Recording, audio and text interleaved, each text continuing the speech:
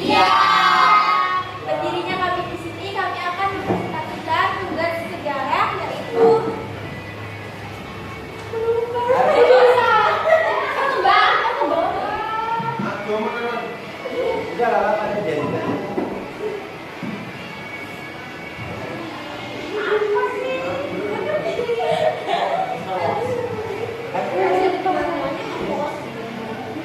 Berdirinya kami di sini, kami akan mempresentasikan tugas sejarah mengenai perkembangan kehidupan politik dan ekonomi pada masa demokrasi terpimpin. Sebelum itu, izinkan kami untuk memperkenalkan diri. Perkenalkan nama saya Maria Arsyariah Putri sebagai moderator dan rekan saya Yogi Benjansa sebagai pemateri pertama dan rekan saya Berintensah sebagai pemateri kedua. Untuk mengefektifkan waktu, kami akan dimulai konsentrasi. Untuk pemateri pertama, saya persilakan.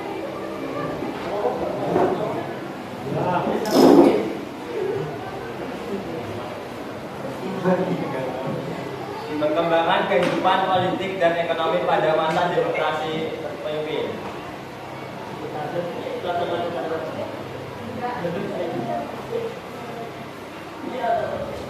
Pendahuluan. Masa demokrasi terpimpin adalah masa ketika Indonesia menerapkan suatu sistem pemerintahan dengan seluruh keputusan pemerintah berpusat pada kepala negara. Tim Kemendikbud 2017. Kepala negara pada masa ini dijabat oleh Presiden Soekarno. Masa demokrasi terpimpin dimulai dengan berlakunya Dekret Presiden tanggal 5 Juli 1959. Tujuan pembelajaran yang pertama mengidentifikasi perkembangan politik dan ekonomi pada masa demokrasi terpimpin. 2. Mendeskripsikan perjuangan pengembalian Irian Barat. 3. Menganalisis peralihan kekuasaan Orde Lama kepada Orde Baru.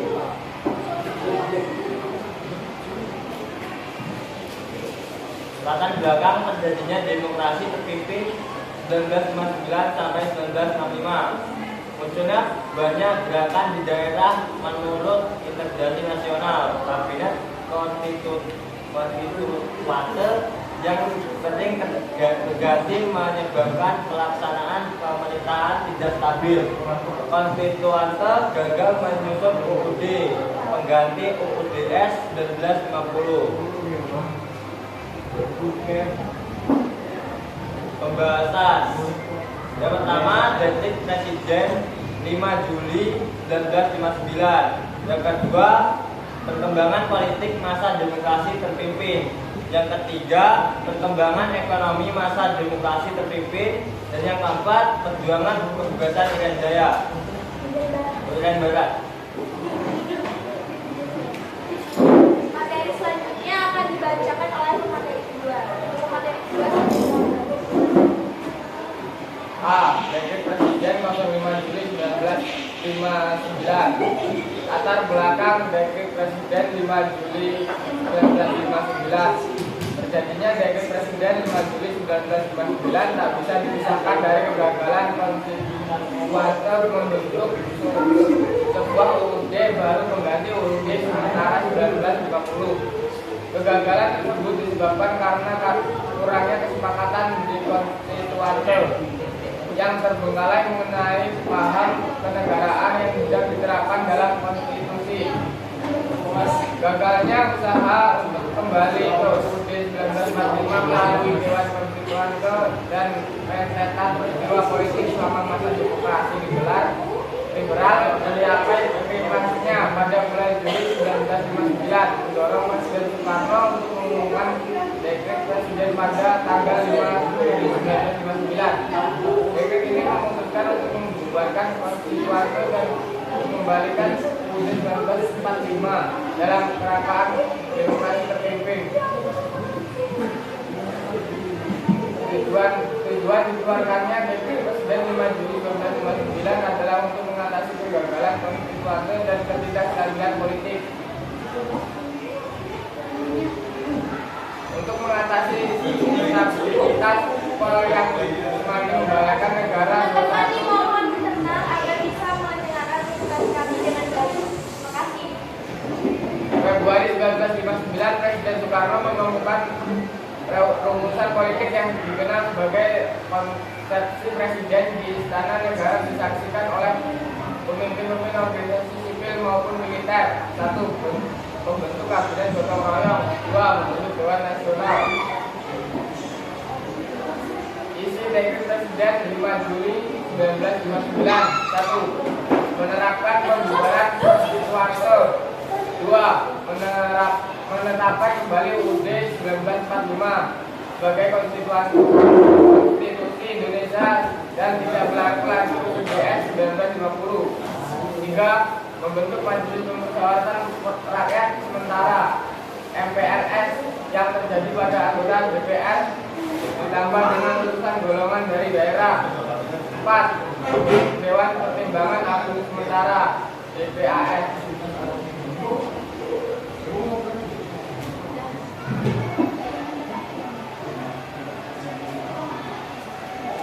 B. Perkembangan politik masa demokrasi terpimpin. Kebijakan politik pada masa demokrasi terpimpin.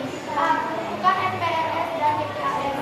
Setelah Badan Konstituante dibubarkan, sebagai gantinya Presiden Soekarno membentuk MPRS dan DPAS. MPRS dibentuk berdasarkan penetapan Presiden nomor 22 tahun 1969. Syarat pembentukan anggota MPRS dilakukan dengan syarat yang pertama, setuju kembali pada UUD 45, 2. Setia pada perjuangan RI, yang ketiga, setuju terhadap manifesto politik Manipol. Tugas dari MPRS yaitu menyusun GBHS.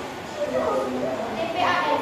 DPAS dibentuk berdasarkan Perpres nomor 3 tahun 1969. Jumlah anggota DPAS adalah 45 orang.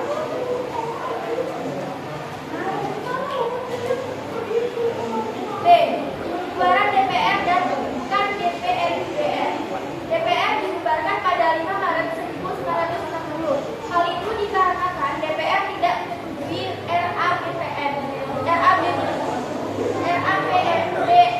yang diajukan pemerintah. Setelah dibubarkannya DPR, lalu dibentuklah DPR-GR, Dewan Perwakilan Rakyat Gotong Royong, dibentuk pada 24 Juli 1960. Fungsi DPR-GR yaitu yang pertama, membuat undang-undang bersama dengan pemerintah. Yang kedua, menyusun anggaran pendapatan dan belanja negara bersama-sama pemerintah. Yang ketiga, mengadakan pengawasan terhadap kebijaksanaan pemerintah. C. Pembentukan Kabinet Kerja. Kabinet Kerja dibentuk pada tanggal 10 Juli 1959 dan diselesaikan pada tanggal 18 Februari 1960. Program kerja Kabinet Kerja program. Yang pertama, meningkatkan sandang dan pangan. Yang kedua, menstabilkan keamanan. Dan yang ketiga, mengembalikan pilihan daerah. D. Pengangkatan Soekarno terhadap Presiden seumur hidup menjadi Presiden seumur hidup. Soekarno sempat dijabatkan sebagai Presiden seumur hidup oleh MPRS pada tahun 1963. Tujuannya untuk mengantisipasi pihak yang menjatuhkan Soekarno baik PKI maupun TNI. E. Pemasyarakatan Nasakor. Konsep Nasakor diusulkan Soekarno pada Februari 1946. Disebut sebagai 3 pilar, yaitu pilar nasionalis, pilar agama, dan pilar politik.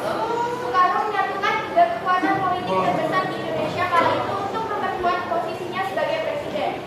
F. Pembatasan partai-partai. Partai yang masih berani menghadapi teror PKI adalah Partai Purba. Partai ini didirikan untuk menjadi partai oposisi terhadap pemerintahan Soekarno yang dianggap terlalu kompromis dengan Belanda.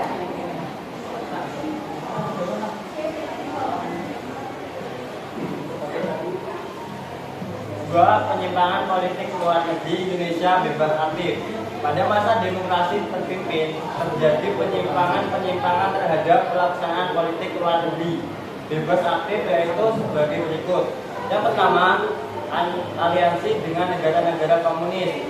Yang kedua, konfrontasi dengan Malaysia. Tindakan Indonesia yang semakin melenceng dari politik luar negeri bebas aktif tersebut ditunjukkan dengan usaha menggagalkan pembentukan Federasi Malaysia dengan dibentukannya Bidikora oleh Presiden Soekarno pada tanggal 3 Mei 1964 yang isinya: 1.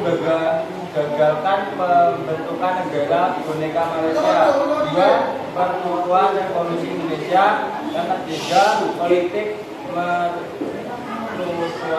Yang keempat, Indonesia keluar dari keanggotaan PBB.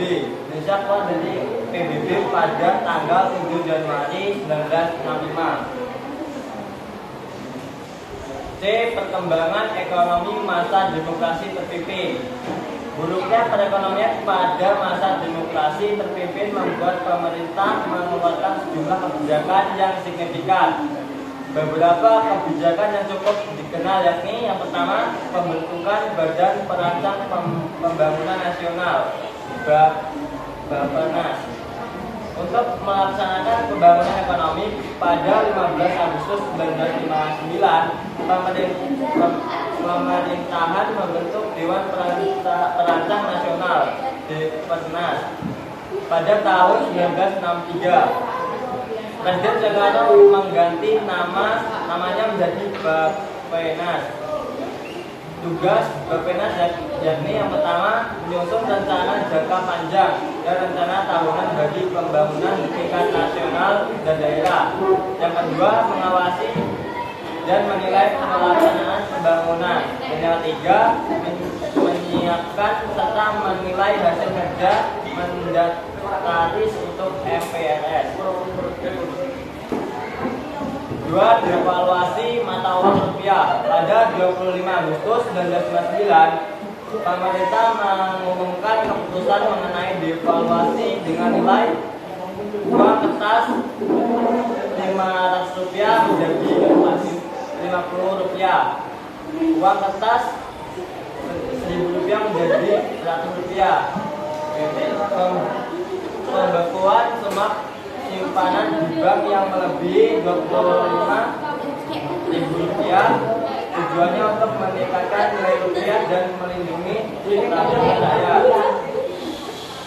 Ketiga, deklarasi ekonomi ditentukan pada 28 Maret 1963. Tujuan yakni untuk menciptakan ekonomi yang bersifat nasional, demokratis, dan bebas dari sisa-sisa imperialisme. Dengan adanya dekon, tidak lagi diperkenankan untuk melakukan penyelewengan di bidang ekonomi. 4. Kondisi ekonomi pada masa akhir demokrasi terpimpin. Pada masa akhir demokrasi terpimpin, kondisi ekonomi di Indonesia semakin menurun, diakibatkan beberapa hal, yaitu: yang pertama, ekspor dan investasi merosot. 2. Menipisnya cadangan devisa. Dan yang ketiga, inflasi mencapai ratusan persen. 4. Harga kebutuhan pokok mahal. Adapun penyebabnya antara lain: yang pertama, Indonesia baru merdeka. Yang kedua, pemberontakan dan gejolak politik terjadi berulang kali. Ketiga, Indonesia berkonfrontasi dengan Malaysia dan negara-negara barat. Yang keempat, anggaran negara dianggarkan untuk proyek politik Presiden Soekarno. Dan yang terakhir, kebijakan yang dikeluarkan gagal untuk menyelamatkan perekonomian.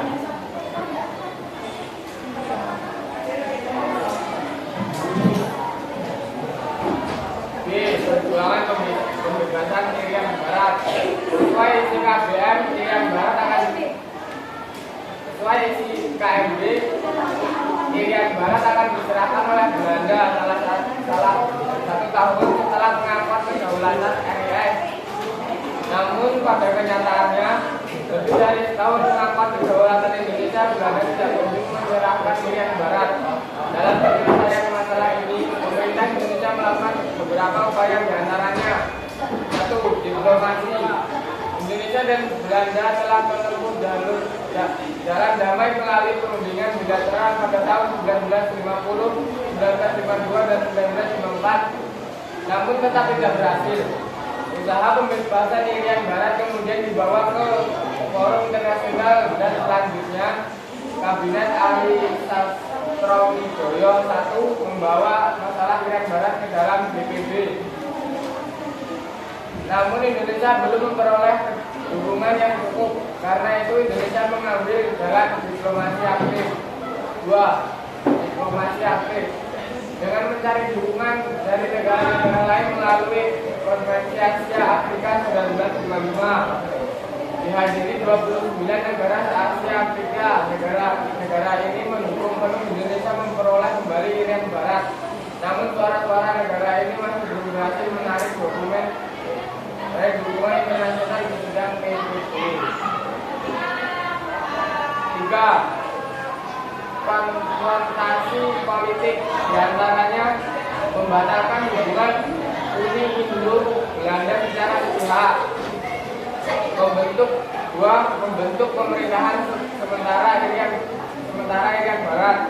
3. Mengambil alih semua perusahaan milik Belanda di Indonesia. 4. Membentuk Front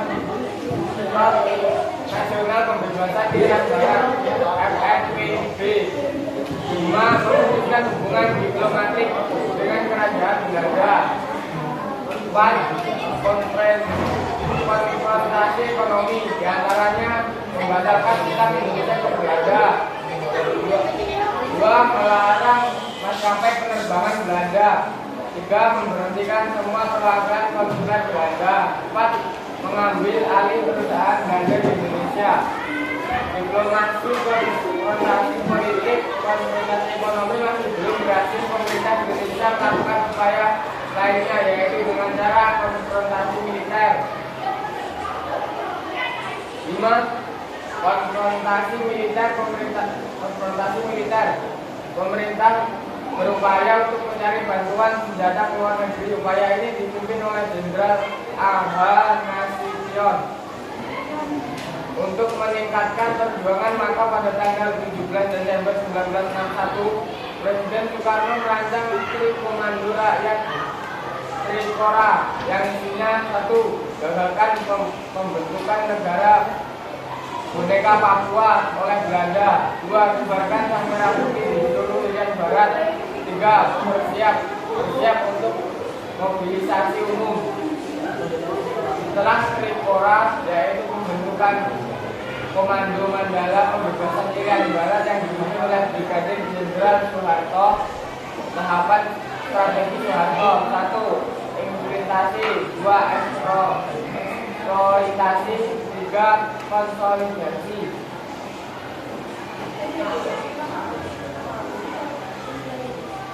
Akhirnya pada tanggal 15 Agustus 1962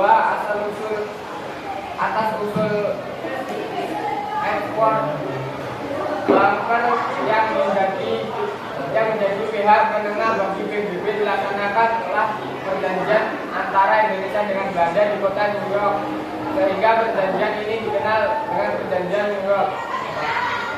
Isi perjanjian New York: 1. Belanda menyerahkan Irian Barat kepada UNTA selambatnya 1 Oktober 1962. 2. Pemerintah sementara PBB menggunakan tenaga Indonesia. 3. Mengangkat perang Belanda kembali sebagai berangsur-angsur. Angkatan Perang Indonesia di Irian Barat di bawah pemimpin sementara PBB. 4. Bendera Indonesia digunakan di samping bendera PBB.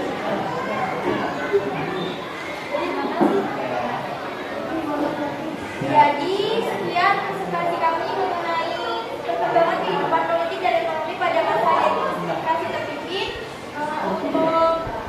Terima kasih atas perhatian teman-teman semua. Jika ada kesalahan dalam pembacaan materi, kami mohon maaf. Kami akhiri. Wassalamualaikum warahmatullahi wabarakatuh.